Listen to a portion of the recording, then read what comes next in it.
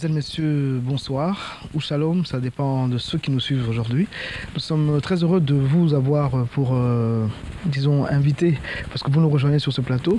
Nous vous retrouvons aujourd'hui depuis assez longtemps, on s'est séparés depuis longtemps, vous le savez, et c'est désormais à partir de la Belgique ou peut-être de l'espace Schengen que nous vous fournirons un programme, ce programme-ci que nous avons dénommé Shalom, qui sera un programme qui sera, si vous voulez, un mensuel d'informations ce qui concerne les activités des assemblées chrétiennes qui évoluent au niveau de l'espace Schengen.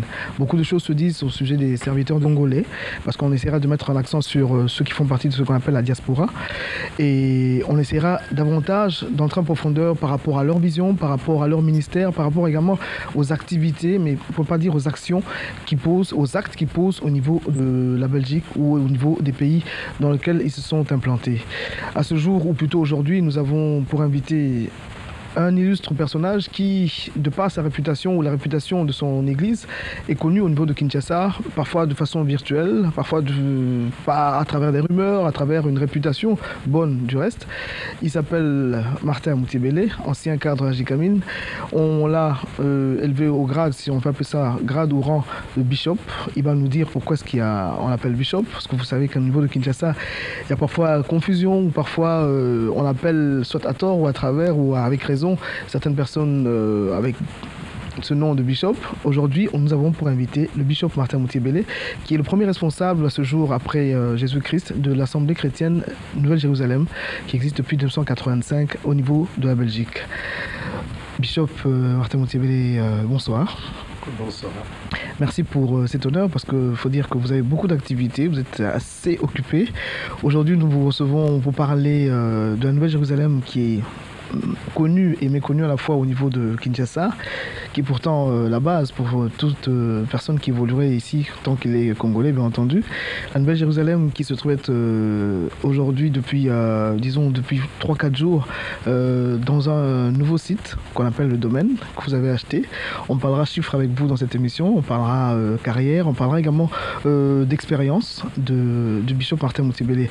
Alors je voudrais quand même vous poser une question rapidement pour qu'on mette quand même les points sur les i au sujet du bishop. Pourquoi est-ce qu'on vous appelle bishop?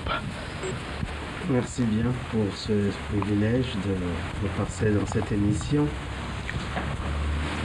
J'ai commencé mon travail de pasteur ici en Belgique dans le cadre de l'Église de Dieu, qui est une église, une dénomination du mouvement de Pentecôte qui a débuté aux États-Unis en 1815 dans l'État de Tennessee.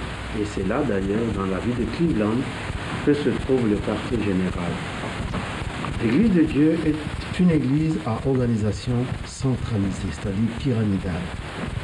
Vous avez donc à la tête un responsable numéro 1 qui s'appelle le président bishop, qui gère le monde entier avec 5 membres de son comité, on dit les membres du comité exécutif. Et puis vous avez au niveau de chaque continent un directeur du continent. Et alors au niveau de chaque pays, il y a un évêque, en anglais bishop, qui dirige l'église, toutes les églises de la dénomination dans ce pays-là. Depuis 1996, j'ai été nommé par notre quartier général pour être évêque des églises de Dieu dans toute la Belgique. Et j'ai été aussi mis comme membre du comité européen. Il y a 33 pays d'Europe qui font partie de l'Église de Dieu en Europe. Et il y a 3 membres du Conseil européen. Donc j'ai été élevé au rang du membre du Conseil européen. Et depuis 2 ans, je suis donc le délégué de l'Europe aux assises internationales du Conseil exécutif de l'Église internationale. C'est beaucoup de responsabilités et que bon, enfin je crois que c'est quand même justifié, parce qu'avoir quand même 17 ans derrière soi et puis arriver à s'implanter, parce qu'il faut dire que bon, la Nouvelle-Jérusalem ici au niveau de la Belgique a plus de 20 sièges, je crois. Oui. Vous en avez 22 églises maintenant. 22 maintenant, je crois la 23e c'est à Braine-l'Alleud, je crois très bientôt vous allez peut-être ouvrir à Braine-l'Alleud. Alors ce qu'on va essayer de faire, c'est essayer de revenir un peu à d'où vient le bishop Martin Moutiébélé. comment est-ce qu'il a reçu l'appel? Quand est-ce que chacun des serviteurs de Dieu, ceux qui ont une vision, ceux qui ont un ministère, ont censé avoir reçu un appel? Est-ce que le bishop a reçu l'appel ici ou au niveau de la RDC? Parce qu'il faut dire que vous venez du Katanga, votre Katanga natal. Vous avez évolué au niveau du Katanga. Je crois qu'on vous a institué, enfin on vous a élevé au rang de pasteur au niveau du Katanga. Vous avez fait également le Kasaï et Kinshasa.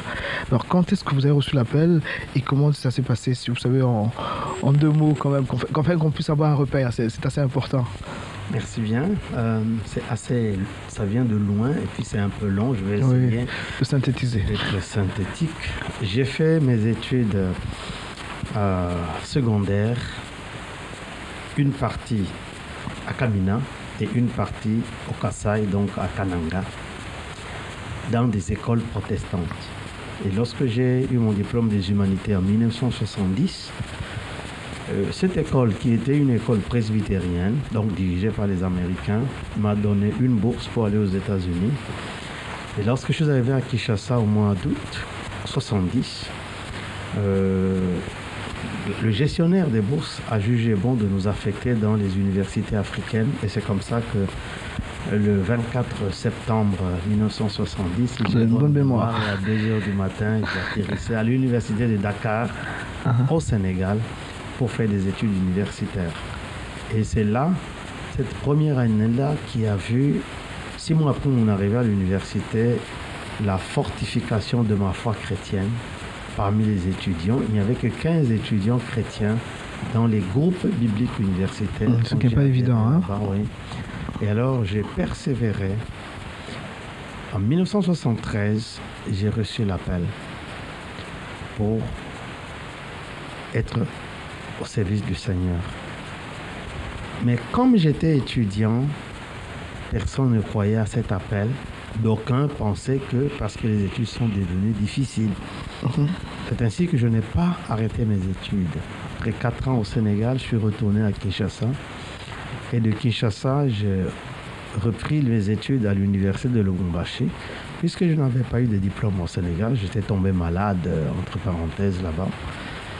Et à Lubumbashi, à l'université, après une année, j'ai été élu président de la paroisse universitaire du campus, la paroisse protestante universitaire du campus. Et là, je faisais des études d'ingénieur civil. Lorsque je suis arrivé en 3e année d'ingénieur civil, il y a eu un réveil dans notre groupe. Notre église a atteint jusqu'à 500 personnes. Et là également, l'appel est revenu.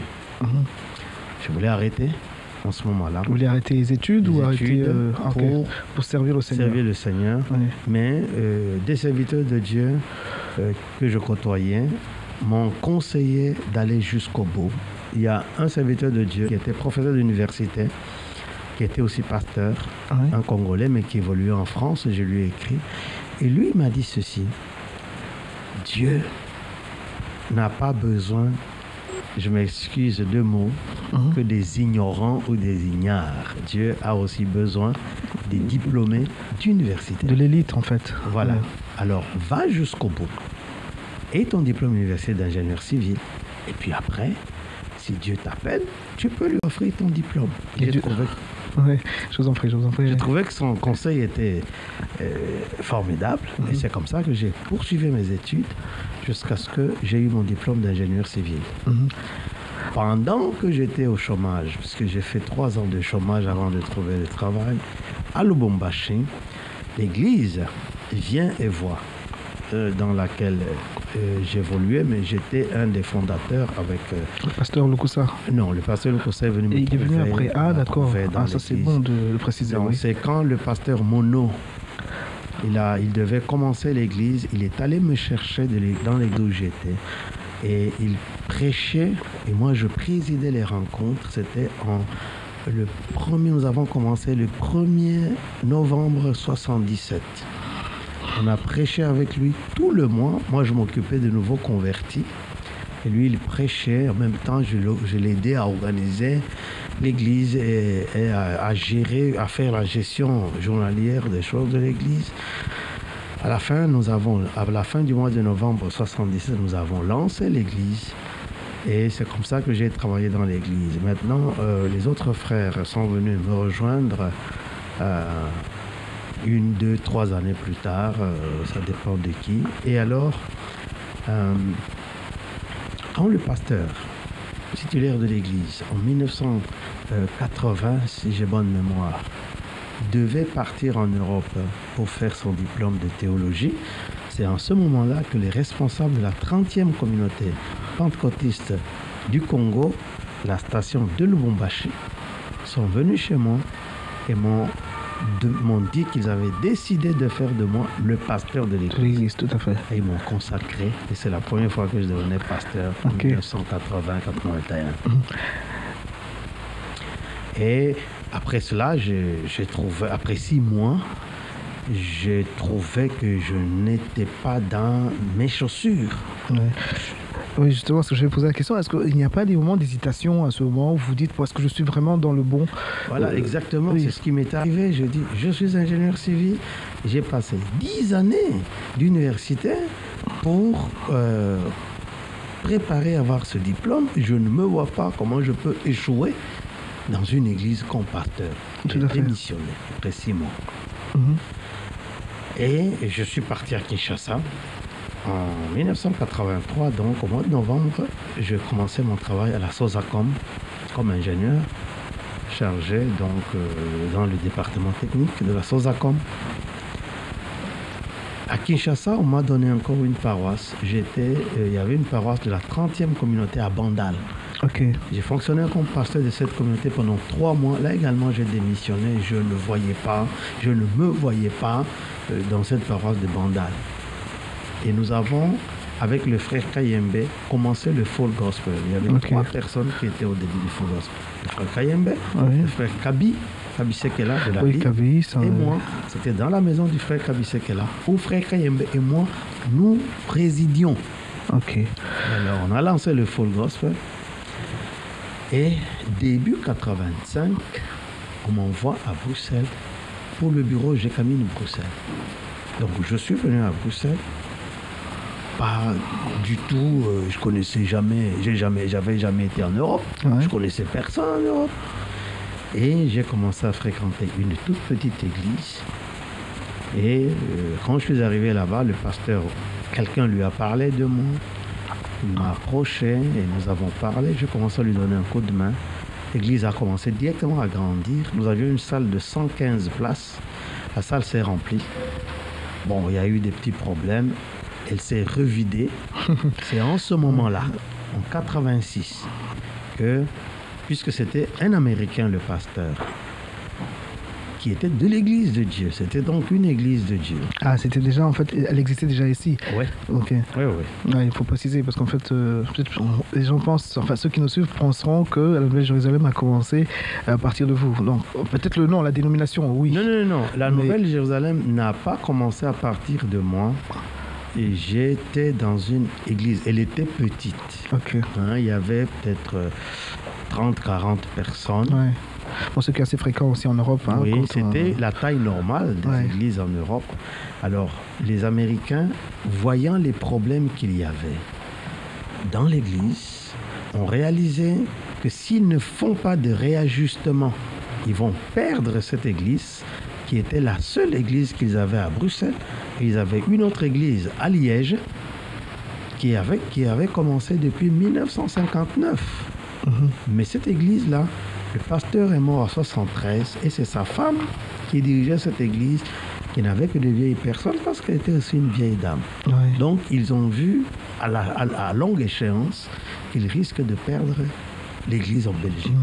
C'est ainsi que ce monsieur qui intervient dans ma vocation, dans mon appel, monsieur McLang, Grant McLang, que nous saluons en passant, il nous suit, nous saluons parce qu'on l'a vu le jour de la consécration, faire la dédicace du domaine. Exactement.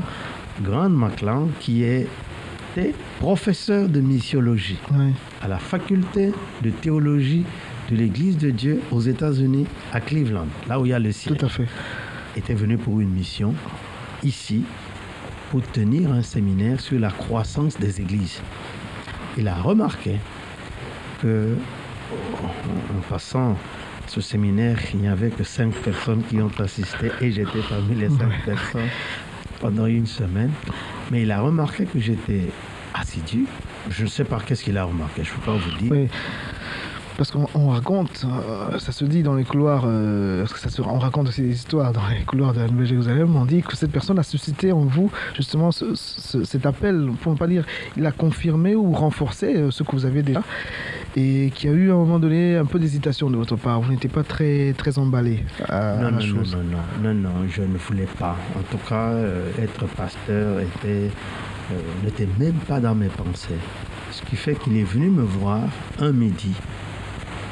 Je l'ai amené dans un restaurant au centre-ville et pendant le repas, il me propose de devenir pasteur de l'église. Je lui dis, ce n'est ni de près ni de loin dans mon cerveau.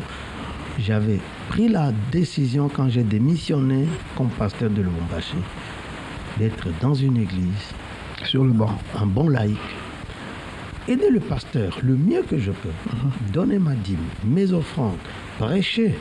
Et tout ce qu'il me demande de faire, je suis prêt à être derrière un pasteur, mais moi... Pas de responsabilité. Parce que j'avais quand même un travail, j'étais bien payé. J'ai quand même dans ce temps-là aussi se portait plutôt bien. Très bien, nous produisions 450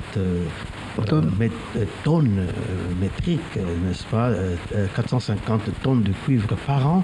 Nous étions 4e producteur mondial de cuivre et nous produisions 16 000 tonnes de cobalt par an. Nous étions premier producteur mondial. Le monde entier avait à ce moment-là une consommation de 20 000 tonnes de cobalt et nous produisions 16 000 tonnes. Nous étions un bon producteur d'or, de diamants. Et d'ailleurs, le diamant de Namibia, c'est moi qui faisais le rapport au bureau du président fondateur à l'époque de la quantité produite par an. J'avais une belle situation. J'occupais la plus grande maison du quartier Woluwe Saint-Lambert, pour ceux qui connaissent Bruxelles. Ouais. Je roulais dans une voiture neuve que j'ai achetée tout frais, sans crédit. Donc je n'avais pas de problème d'argent. Alors, vous appelez pour aller prêcher l'évangile et devenir responsable? Oui, c'était pas ça. Ouais. Je connaissais déjà les églises pour avoir évolué dans les églises pendant des années. Ma femme est fille d'un pasteur pentecôtiste. Je suis venu lui dire, l'Américain qui est venu nous propose d'être pasteur, il a dit, pas question.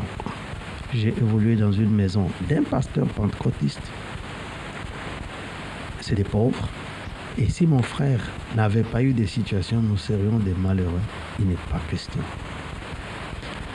Le pasteur, l'Américain m'avait proposé de garder mon travail et d'être pasteur à temps partiel. Bref, ils sont venus jusque 3 fois. Mais la 2e fois, il est venu avec le pasteur, mon pasteur, et la femme de mon pasteur, et sa femme à lui, pour nous convaincre. Nous avons dit non. Cette fois-là, à la maison. La 3e fois, ils sont venus encore à 4. Nous avons dit non.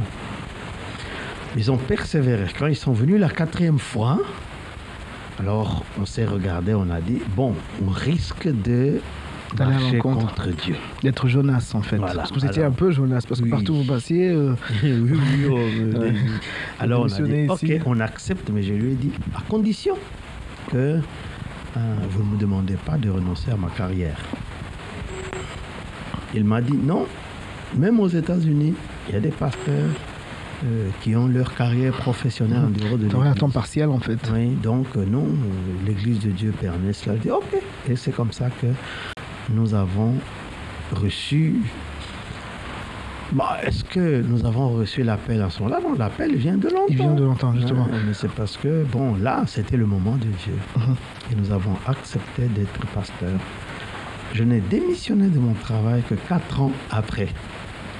Il fallait être convaincu, en fait. Il n'y a pas la force des choses. Non. En fait, franchement, pour dire la vérité, je n'avais aucune conviction. C'est simplement que l'Église, entre-temps, a très vite grandi. Nous avons atteint, quand je suis devenu pasteur, nous avons atteint 200 personnes dans 2 mois. Nous étions au mois de juin, je me rappelle, je suis devenu pasteur... En juin 85, alors? Oui, le 25 juin 86, je suis devenu pasteur. Donc, une année après que je sois arrivé à Bruxelles. En août, nous avions 200 personnes. En septembre, la salle ne pouvait plus nous contenir parce que c'était une salle avec 115 places. En novembre, nous avions 300. On a dû déménager pour passer Noël dans une salle en ville que nous voulions acheter. En mars 87, nous avons trouvé Chaussée de Actes. Et on a tellement fait des mouvements qu'on a perdu une partie des gens. Mais nous avions quand même 300 personnes sur Chaussée de Actes. Après quelques temps, la salle s'est remplie. Donc, après 4 ans, j'avais au moins 600 personnes quand même. Alors, ça devenait lourd. Tout à fait. Mon travail professionnel et l'église. Mon travail professionnel n'était pas un travail d'amusement. J'avais 3 bureaux, littéralement. Un bureau pour la vente, un bureau pour l'évaluation de la qualité du matériel que nous vendions, enfin ça fait des détails techniques, et un autre bureau, j'ai oublié ce que je faisais là. Alors donc le téléphone sonne là-bas, je vais là-bas, etc., etc. Et puis à la fin de la journée, je crevais. Et puis je rentre, je dois aller prendre ma Bible et prêcher, prier pour les gens. Après 4 ans, je ne tenais plus. Alors je devais prendre une décision. Ou bien rester dans mon travail, ou bien être pasteur. Il n'y avait pas quelqu'un.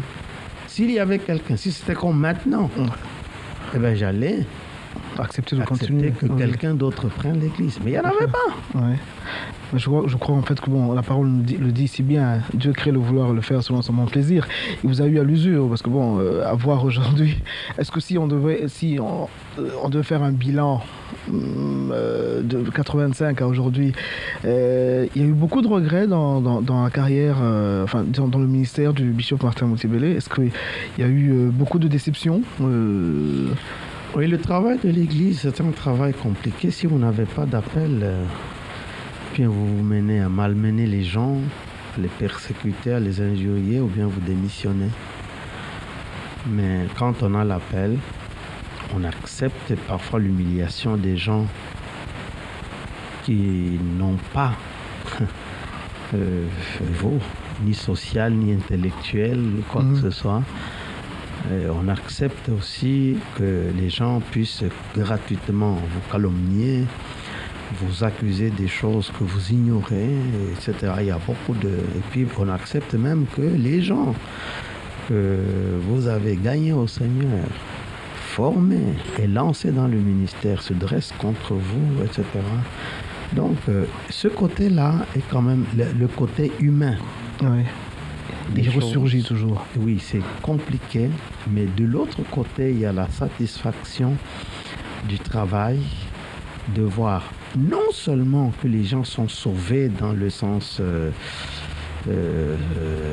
évangélique spirituel du terme, mais de voir que ces gens-là, nous avons vu des étudiants, 10 ans, ils ont échoué. Et puis lorsque nous avons commencé à les encadrer, ils se sont mis à réussir. Nous avons vu des gens qui erraient ici sans but, qui ont réalisé qu'ils sont des êtres humains et qui ont changé leur comportement pour avoir une famille, etc., etc. Nous avons vu des chômeurs trouver du travail, des femmes qui n'avaient pas d'enfants, avoir des enfants, et des gens qui étaient vraiment au bas de la société, être propulsés, se lancer dans les affaires et devenir des quelqu'un. Prospérer. Oui. Donc, il y a beaucoup de choses qui nous ont fait beaucoup de bien. Et alors, de ce côté-là... C'est un peu la motivation. Je crois que c'est le leitmotiv, c'est le quotidien qui... Voilà. Sans lequel, je crois que bon, vous ne serez pas affûté au point d'être aujourd'hui là. Exactement. Bishop, on vous garde. Je voulais rappeler à ceux qui nous suivent à partir de chez eux que vous nous suivez sur CMB, bien entendu, mais également dans ce programme qui, selon que Dieu nous fera grâce, sera diffusé éventuellement, de façon assez régulière. Ce sera des images qui seront prises à partir de l'Europe. Je voudrais vous proposer justement de me joindre l'utile à l'agréable. On va prendre une prédication, un extrait d'une prédication du Bishop. C'est à l'ancienne église, enfin l'ancien ciel, si on peut appeler ça ainsi. La Nouvelle-Jérusalem, c'est à Scarbeck, dans un quartier assez chaud. C'est pas toujours évident d'installer une église chrétienne à Scarbeck, parce que Scarbeck est pratiquement l'illustration des quartiers arabes, si vous voulez. Ça a été facile pour vous non seulement de trouver une location à ce prix-là, et puis dans un quartier turc? Ce n'était pas... en fait, quand nous avons trouvé ce bâtiment, nous étions dans la rue. Pour tout vous dire, nous avions perdu le bâtiment qu'on a eu à Bruxelles, qu'on voulait acheter. Et on s'est retrouvé du jour au lendemain dans la rue. Tout ce qu'on a eu comme bâtiment, c'était un bistrot, un bar. C'était un bar. Dans un des quartiers les plus pauvres, le quartier des Marolles. Nous arrivions à 14h, à l'heure où commençait notre culte. On trouvait cette salle sale. On devait nettoyer avec nos propres mains, parfois les vomissures, les ivrognes, ranger nos chaises et puis commencer à prier. Et nous y sommes restés 4 mois. Ce qui fait que quand cette salle nous a été proposée, nous n'avions même pas à réfléchir. On a sauté sur l'occasion. Et puis moi, je venais d'arriver de Kinshasa. Je ne connaissais pas la composition des quartiers de Bruxelles. Ouais. Moi, c'est à Bruxelles. Oui. Et voilà, on y va. C'est quand on s'est établi là-bas qu'on réalise que notre environnement est arabe et turc. Essentiellement. Et là, bon, ça n'a pas été facile. Mais nous avons quand même des gens assez robustes qui ont... Sur le plan moral, mais également physique. Oui, c'est important. Bon, ils ont aussi menacé ceux qui voulaient nous menacer pour dire, bon, vous commencez les choses avec nous, ça ne finira pas ici. Alors c'est le plus fort qui vont l'emporter. Bon, ils savent que nous n'allons jamais nous le laisser faire. Ouais. Alors comme ça, ils nous ont laissé tranquilles. Vous avez imposé en fait un certain respect, non seulement de ces personnes vis-à-vis de la communauté chrétienne, parce qu'en fait c'était, je vois qu'ils ne tiraient pas, ne crachaient pas sur des Africains, c'était sur des chrétiens d'abord. Des chrétiens. Parce qu'en fait, ça allait à l'encontre de leur... Et marqué sur l'église, la Nouvelle Jérusalem. En plus, mais les Arabes tout à fait. Et les musulmans. Ouais. Enfin, voilà. Mais on y est. Ça fait 15 ans que nous sommes que nous avons évolué dans ce quartier-là. Et nous bénissons le Seigneur qui nous a gardés. Il y a eu quelques actes de vol. On a cassé notre église. On nous a volé beaucoup de choses. Mais bon, on a dû trouver des solutions de sécurité. Et nous y sommes. Et nous avons une équipe forte de jeunes gens qui font la sécurité du bâtiment et qui imposent quand même un respect, une discipline. En tout cas pour le voisinage. Une équipe qui est composée de jeunes, mais qui est coiffée par le non moins célèbre pasteur Philippe Coty. Oui. Un peu votre dauphin, si on veut. Voilà. D'accord. Nous sommes au domaine. Je vous rappelle que nous sommes au domaine qui a été inauguré samedi dernier, le samedi 14 décembre. C'est pour vous dire que cette émission était encore fraîche. Alors, nous avons proposé un extrait, des images qui nous sont offertes gracieusement par Oncle Mbokous, José, qui est réalisateur de cette émission pour la bonne cause. Des images d'une prédication, un extrait d'une prédication du bishop Martin Moussébélé sur la chaussée d'Accès à Scarbeck. Toutes les fois que je rencontre un besoin de Dieu, ce n'est pas le nombre qui est important. Ce n'est pas l'impression que ça fait d'avoir un grand public. Je parlerai à cette personne-là. Le Seigneur l'a fait comme ça. Alléluia. Lorsque tu es envoyé, ne cherche pas seulement là où il y a des grands publics. Ceux que tu croises dans la rue, ils ont peut-être plus besoin de l'évangile que ceux qui remplissent les églises. C'est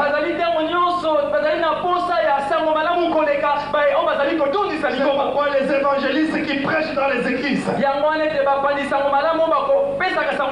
crois que certains ont tort.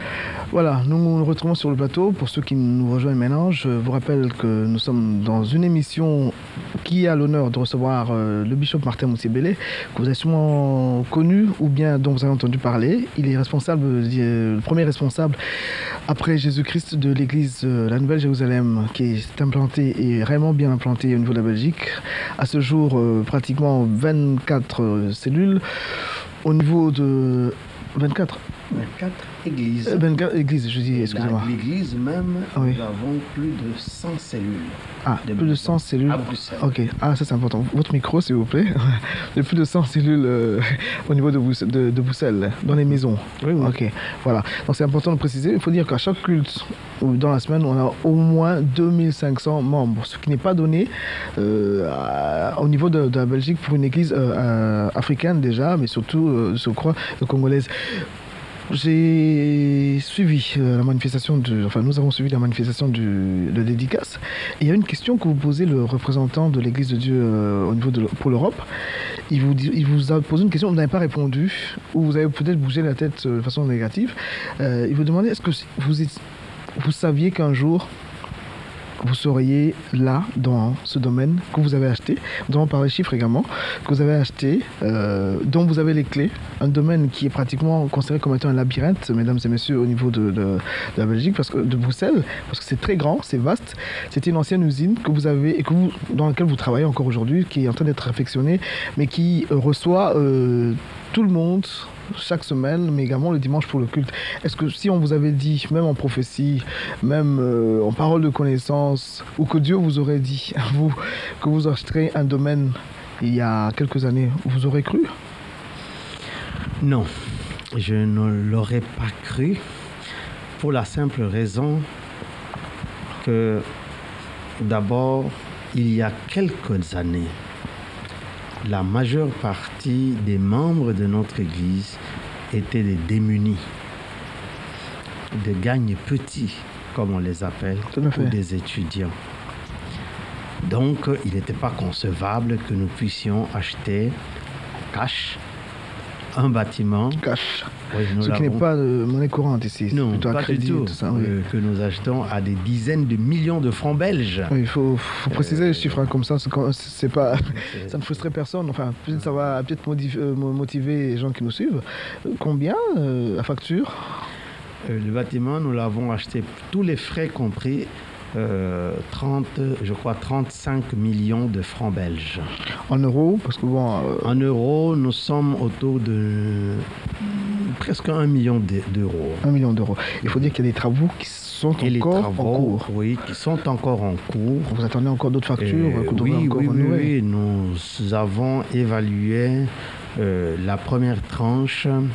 Il faut compter au moins encore 20 millions de francs belges dans la première partie de ces travaux pour que vraiment le bâtiment soit opérationnel, ou alors environ 500 000 euros que nous devons débourser.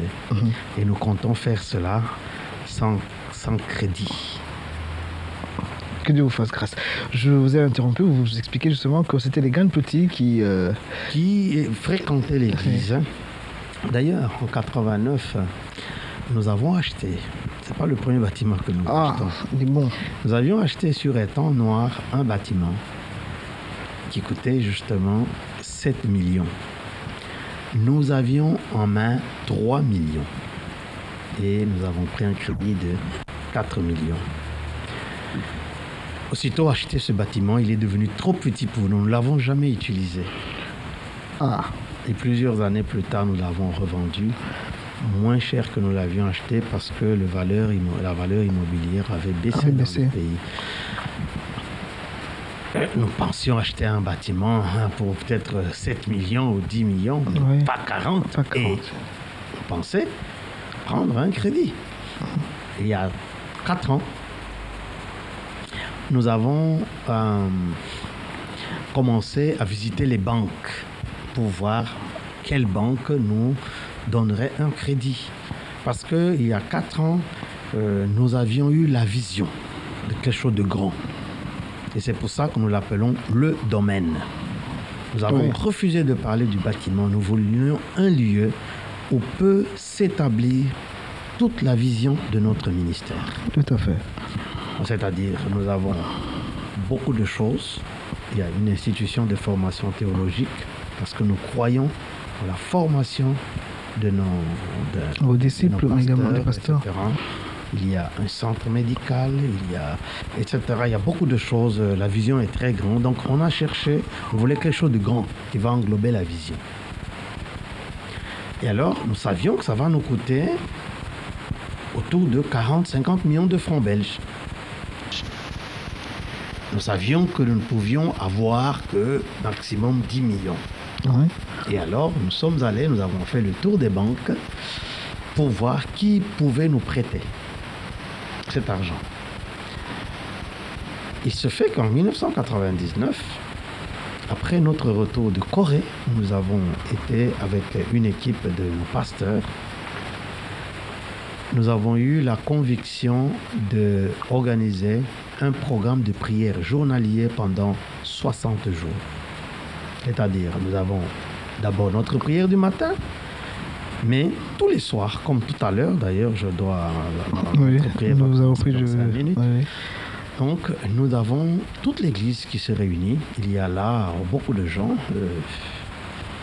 au moins minimum 500 personnes, mais nous avons un peu plus.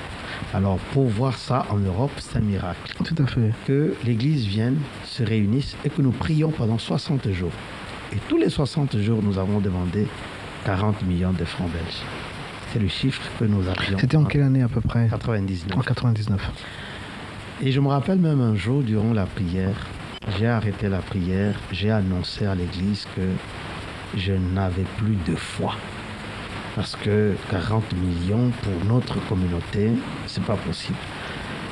Et c'est comme ça que je me suis mis à genoux. J'ai dit, priez pour moi pour que Dieu renouvelle ma foi. Tout à fait. Quand j'ai quitté Kinshasa, j'avais vraiment beaucoup de foi. Mais avec les facilités en Europe, il y a des choses pour lesquelles on n'a pas besoin vraiment de prière. Donc la foi quand même a diminué. Là, 40 millions, je trouvais c'était énorme. Et nous avons prié pendant 60 jours, tous les soirs, pour demander le domaine et 40 millions. En 2001, nous avions les 40 millions dans notre compte. Je l'ai annoncé à l'église. J'étais là, le jour où vous annonciez... non, j'étais le jour où vous annonciez que vous aviez les clés. Vous avez présenté les clés. Ah, là, c'est après. Ça, c'est après. Oui. Donc, et puis, donc, nous avons trouvé ce bâtiment. Et comme je vous ai dit, hein, ça nous a coûté 35 millions. Alors, nous avions de quoi payer le bâtiment et démarrer les travaux. Donc, on a dit, on ne prend aucun crédit. Les gens nous ont dit, non, investissez cet argent, ça peut vous avoir... Nous payons cash. Comme ça, c'est notre bâtiment, nous n'avons de dette envers personne et nous ne devons rien à personne. Et depuis, nous sommes là, et voilà. Comment vous vous sentez par rapport aux autres assemblées chrétiennes qui sont ici, qui proviennent toutes de Kinshasa? Je citerai en passant, sans pour autant frustrer, il y a l'Assemblée des messagers, il y a le ministère du combat spirituel qui est également en train de grandir ici. Vous avez l'Église internationale de Bruxelles qui n'est pas implantée à Kinshasa comme vous, je crois, ainsi que d'autres assemblées qui sont ici. Est-ce que vous avez de bons rapports avec ces serviteurs de Dieu? Est-ce que la Nouvelle-Jérusalem peut se dire très fraternelle vis-à-vis de ces derniers? Nous sommes avec l'Église internationale les 2 premières assemblées à tendance africaine à Bruxelles. Le responsable de l'Église internationale, nous sommes connus à Kinshasa quand il était dans le campus pour Christ. Le pasteur Kiboutou. Nous avons travaillé avec lui au niveau du full gospel lorsque nous avions besoin des gens du campus pour Christ. Il était là, je ne sais pas si vous étiez là le jour de nous l'avons vu, oui. Nous l'avons invité, jusqu'au banquet. Il a eu la gentillesse de venir à la dédicace et d'aller jusqu'au banquet. Nous entretenons de bons rapports. Les autres églises, c'est des gens qui nous ont trouvés sur le terrain. Okay. Et je dirais même, je ne sais pas donner un pourcentage réel, mais au moins 80% sont passés d'abord par la Nouvelle-Jérusalem. soit comme membre, soit comme pêcheur. Oui, c'est vrai. En tout cas, ils sont passés par nous. Nous n'avons jamais refusé la main d'association de qui que ce soit. Du moment que ces églises ont été établies, nous avons réalisé que le terrain n'est pas pour nous seuls. C'est pour tous les ministères qui s'établissent dans l'Église. Et d'ailleurs, c'est mieux qu'il y en ait beaucoup, puisque je suis sûr que dans beaucoup des assemblées, ils ont des fidèles que moi, je n'aurais jamais gagnés, parce qu'ils ne sont pas sur ma route. Oui. Donc, à partir de ce moment-là, nous avons réalisé que leur présence était aussi importante. J'ai un principe que je pense est vrai, je m'appuie sur ce principe. Voyez les Blancs, ils ont inventé la lumière. Dans une chambre, une ampoule suffit pour éclairer. Mais une route, une ampoule ne suffira jamais. Il faut plusieurs ampoules. Alors, je considère que le terrain du ministère, c'est comme une route. Une église, 2 églises ne suffiront jamais. Mais nous avons besoin de chaque lumière, pourvu que cette lumière comprenne qu'elle est à sa place. Et que l'autre lumière aussi est à sa place. Donc, nous travaillons avec cet esprit. Et chaque fois que nous avons des conventions, nous écrivons à tous nos frères qui sont pasteurs. Et est-ce qu'ils répondent présent? Parce que déjà, à la dédicace, je n'ai vu que le pasteur Kibutu. Alors que bon, c'était un samedi, c'était la période de prière comme dans toutes les assemblées à la fin de l'année. Mais bon, mais disons que là, je n'ai invité que 4. Et chacun des autres a eu des excuses. Pourquoi? Parce que nous attendons quand nous aurons terminé, parce que cette salle où nous sommes, c'est la salle provisoire. Ok. Donc la salle principale est de l'autre côté. Nous sommes en train de travailler. Nous voulons faire quelque chose de beaucoup plus beau qu'ici. Alors quand nous allons terminer la salle principale, alors nous inviterons tout le monde. Je sais aller les chercher chez eux personnellement. Mais il vous arrive de les visiter, d'aller encourager des jeunes qui sont pratiquement tous moins âgés que vous. Parce que quand je table sur le nombre de serviteurs de Dieu que j'ai déjà rencontrés ici, beaucoup n'ont pas atteint le nombre d'années que vous avez sur cette terre. Les visiter, non. D'ailleurs, même mes fidèles, je ne les visite pas, j'en ai trop. Je ne les visite pas, mais quand je suis invité, généralement, je réponds. Ça se fait souvent? On vous invite régulièrement? Non. On m'invite très peu. Ben, on espère que d'ici là, ça se fera et que pourquoi pas que parce que là ça reste un peu en suspens. On considère un peu que les rapports entre serviteurs de Dieu qui viennent du Congo au niveau de la Belgique ne sont pas forcément au beau fixé. C'est plutôt une politique. Chacun chez soi, moins on se voit, mieux on se porte un peu. Bon, disons qu'il y a ça, mais comme je vous ai dit, beaucoup de ces gens ont transité par nous. Oui. Moi, je comprends leur crainte. Ouais. Je comprends leurs craintes, mais en même temps, il faut dire aussi que c'est pas seulement eux qui ne m'invitent pas. En fait, je suis très peu invité dans les églises de Belgique. Même mes propres amis avec lesquels nous avons vécu ensemble, nous avons évolué ensemble, nous avons été dans les groupes bibliques universitaires ensemble, qui sont pasteurs, ils ne m'invitent pas. Donc, mais je suis beaucoup invité à l'extérieur et je bénis le Seigneur parce que c'est pas ça qui manque.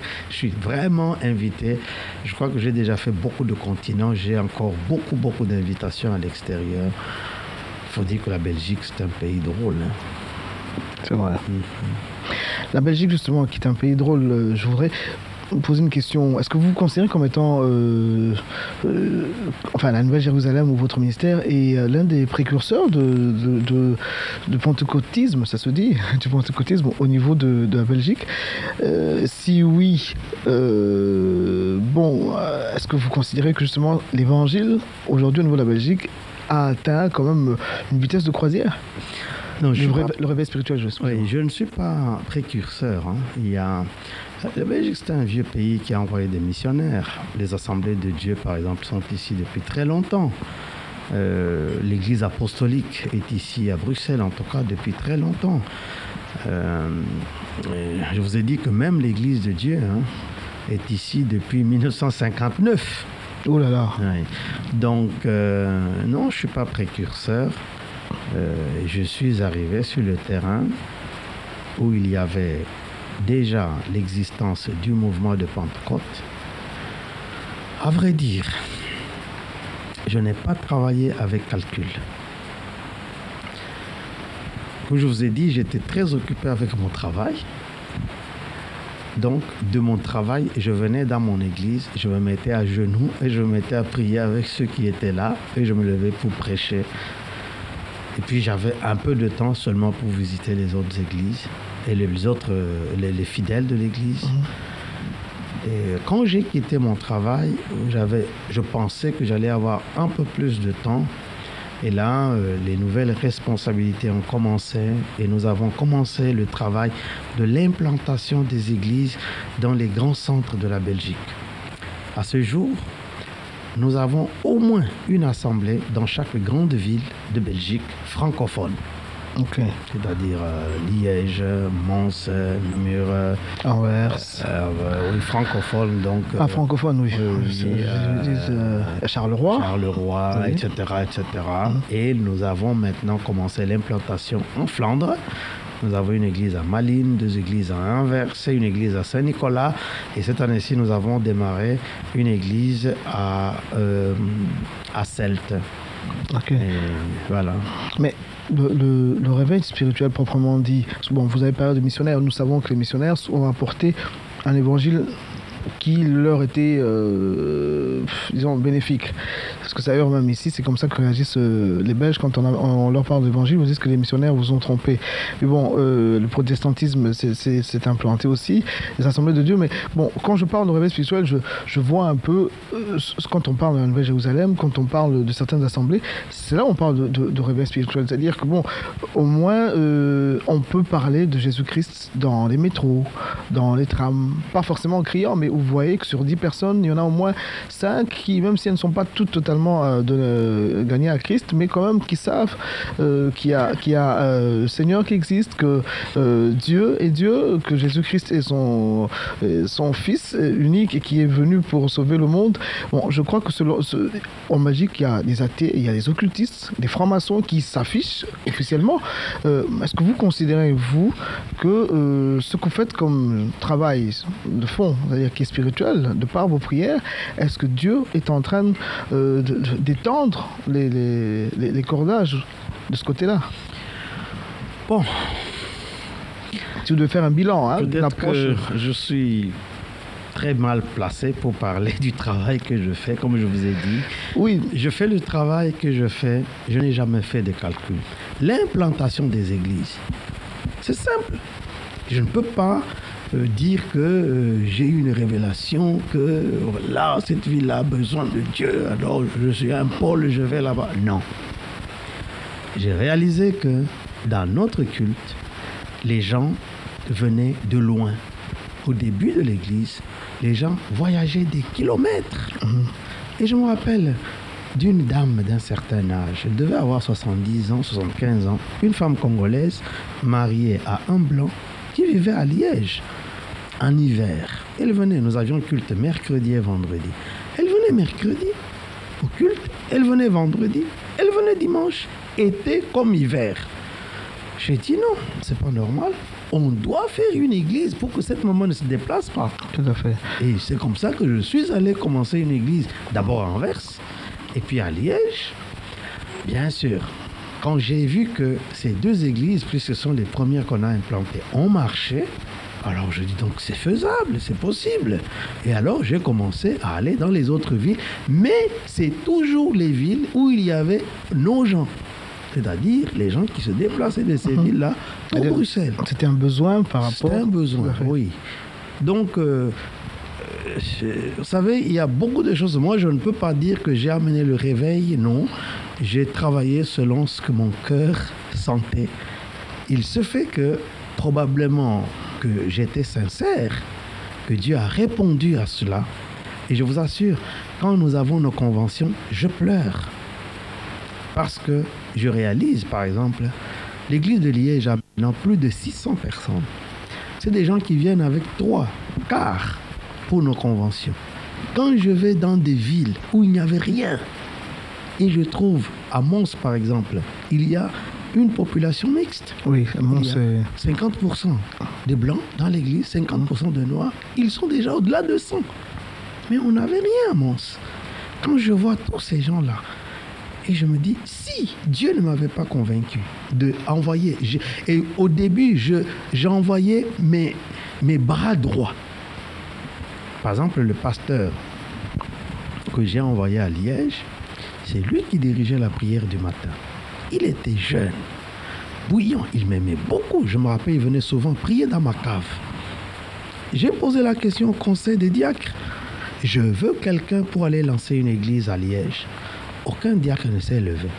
Il a appris ça, il est venu me voir et dit, pasteur, amène-moi à Liège. C'est le pasteur Titea? Oui. Ok. Et c'est comme ça que je suis allé avec lui. Mais j'avais besoin de lui pour Bruxelles. Le pasteur de Mons, c'est le pasteur Paulin Collot. Mais c'est lui qui est resté diriger la prière du matin. Ah. Les premiers seront les derniers. Pour tout vous dire, c'est lui qui même conduisait mes enfants à l'école. Donc, le déposer à Mons, l'amener à Mons là-bas, c'est moi me priver de quelqu'un qui était utile pour moi. Oui. C'est pas quelqu'un qui voulait ma place. Il n'a jamais été dans sa pensée. Il n'a jamais été discourtois. C'est un homme correct. Mais, sachant la ville de Mons, c'est une ville minée par la sorcellerie et l'occultisme. Il fallait un homme intègre, un homme de prière, un homme droit. C'est comme ça que je lui ai dit, je n'envoie pas quelqu'un de droit, tu y vas. Je sais que je perds.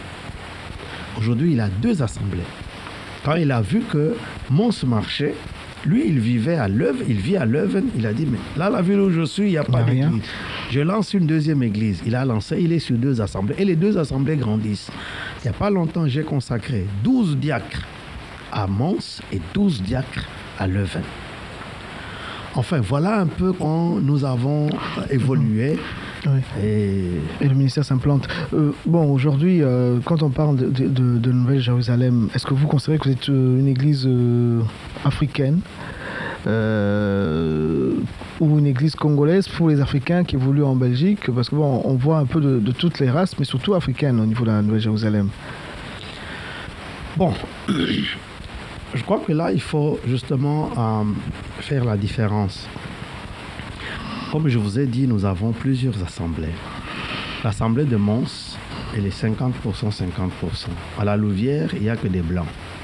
Ouais. À Fleurus, il n'y a que des blancs.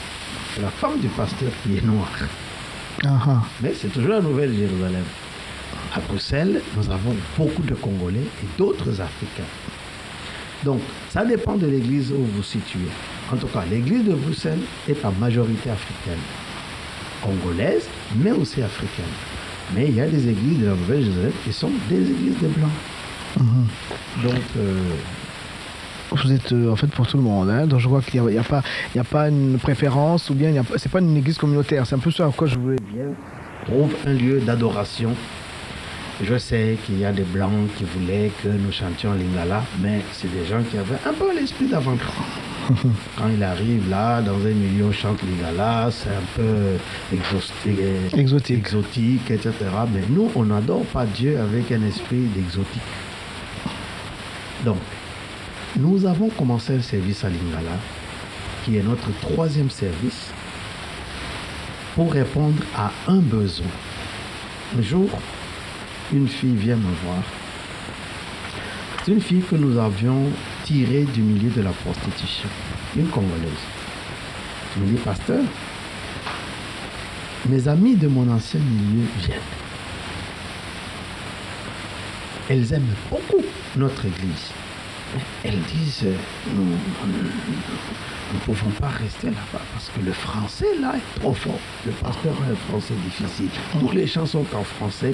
Alors, bien que nous aimons l'église, nous cherchons des églises où nous pouvons être à l'aise en lingala. Alors j'ai dit, sœur, ce que tu me dis là me touche. Pour le salut d'une seule âme, Jésus pouvait descendre. Puisque Dieu nous envoie ces dames-là, et qu'elles quittent notre église parce que nous n'arrivons pas à nous accommoder à elles, alors je commence immédiatement un culte en lingala. J'ai posé le problème au conseil de l'église. Le conseil de l'église a dit, il n'est pas question que tu sors de la vision de l'église telle que tu l'as enseigné. Je dis, non, non. La vision de Dieu connaît toujours une évolution. L'évolution, c'est que nous avons un public que nous devons atteindre, le public de lingala. Et c'est comme ça que nous avons lancé notre troisième culte, où nous chantons en lingala, où nous dansons comme au Congo, et où la prédication en français est traduite du haut de la chair en lingala. Mais ça, c'est venu bien après. Mais sinon, notre but, c'était de récupérer, d'avoir les gens. Le problème que nous n'avons pas, tout au moins à Bruxelles, à atteindre beaucoup de blancs, c'est plutôt un problème classique de préjugés raciaux, intégration, etc. Ce n'est pas nous qui fermons la porte. Ouais, c'est-à-dire qu'il y a une démarche vers le public occidental, enfin ce que vous avez trouvé, ce qui est tout à fait normal. On va revenir sur le principe de l'intégration. Nous allons souffler avec les images de l'ambiance qui a régné au niveau du domaine, parce que nous sommes au domaine. Je rappelle encore que le 14 dernier, la Nouvelle-Jérusalem entrait officiellement dans son domaine, ce qu'on les appelle son domaine, et il y avait une masse humaine qui était présente. Il faisait très chaud ce jour-là, alors que nous étions, je crois que nous avions fait pratiquement 2 degrés à l'extérieur, mais tellement il y avait des gens qui étaient venus pour honorer non seulement Dieu et le glorifier, mais pourquoi pas soutenir ce ministère. Nous avons également avec notre équipe, ainsi que l'équipe audiovisuelle de la Nouvelle-Jérusalem, que nous saluons en passant, pour mettre pour vous du côté des images que vous allez suivre pour l'instant. Salle provisoire de la Nouvelle-Jérusalem de Bruxelles pour ce culte de dédicace. Notre Dieu est un Dieu fidèle. Sentons-nous à l'aise dans l'adoration et dans la célébration pour notre Dieu. Il fait des grandes choses et nous voulons simplement lui dire merci.